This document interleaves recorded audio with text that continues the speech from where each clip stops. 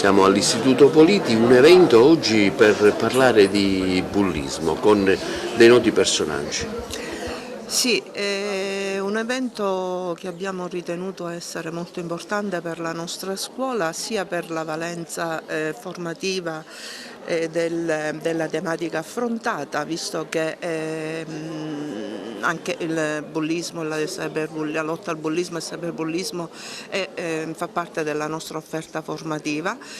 E quindi quando ci è stato proposto di tenere questa conferenza, questo evento nella nostra aula magna, abbiamo subito accettato con entusiasmo, ritenendo proprio la validità dei valori educativi dello sport per contrastare i fenomeni di bullismo che caratterizzano i giovani della società di oggi. Oggi qui ad Agrigento perché fa tappa di un tour che voi promuovete attraverso le scuole su una tematica di grandissima attualità che è quella di parlare di bullismo. Sì, questo progetto nasce nel 2012, leggo scuole, giro tutta l'Italia per divulgare un concetto che ho imparato tramite i valori dello sport. E cerco di portarlo nelle scuole ai ragazzi in modo che possano capire veramente qual è la mentalità che dovrebbe avere un guerriero. Ecco, che tipo di riscontro avete voi, non solo qui ad Agrigento ma anche nazionalmente? Quali esperienze vi vengono comunicate nel mondo della scuola? Sono molto contento come riscontro che ho con i ragazzi perché mi scrivono subito dopo sui social e mi ringraziano, ma soprattutto danno il loro punto di vista, come hanno interpretato la lezione, il confronto che abbiamo fatto insieme, e la interpretano sempre in modo corretto e sono molto felice per questo. Ecco, che tipi di consigli date voi? Il consiglio più grande che non do solo ai giovani, logicamente loro partono avvantaggiati perché sono molto più giovani, ma lo dico sempre anche agli adulti, di avere un obiettivo nella vita e rimanere concentrati sull'obiettivo per arrivare a realizzarlo e magari farlo diventare un lavoro. Questa è l'unica tappa che stiamo attualmente facendo con il progetto Leggio Scuole giù in Sicilia.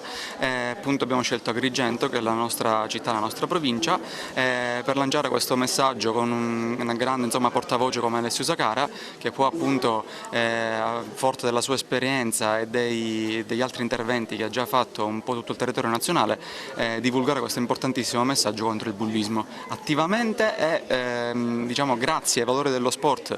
Adesso non spiegherà appunto nel suo intervento, grazie ai valori appunto che lo sport e lo sport da contatto può portare, tendiamo di entrare nella testa di questi ragazzi e in questo target età fondamentale. Sicuramente bisogna lanciare un messaggio forte, che è quello di evitare che i ragazzi abbiano dei comportamenti che siano sicuramente violenti e non educativi. Bisogna con lo sport innanzitutto e sicuramente con un sistema di educazione, di sensibilizzazione, cercare di portare un messaggio chiaro e forte, che è quello di dire no al bullismo, dire no alle sopraffazioni in generale. Ecco, riuscire a scardinare questa porta e quindi denunciare. Sì.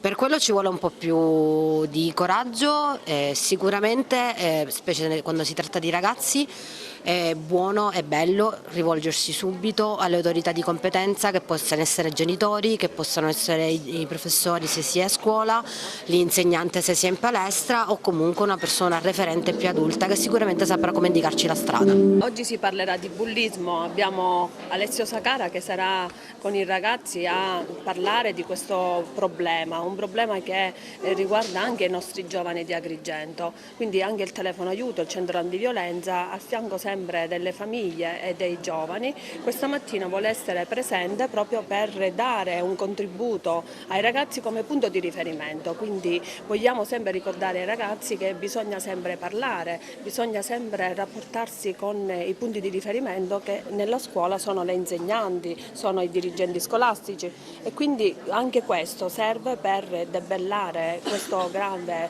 problema che oggi affligge i ragazzi.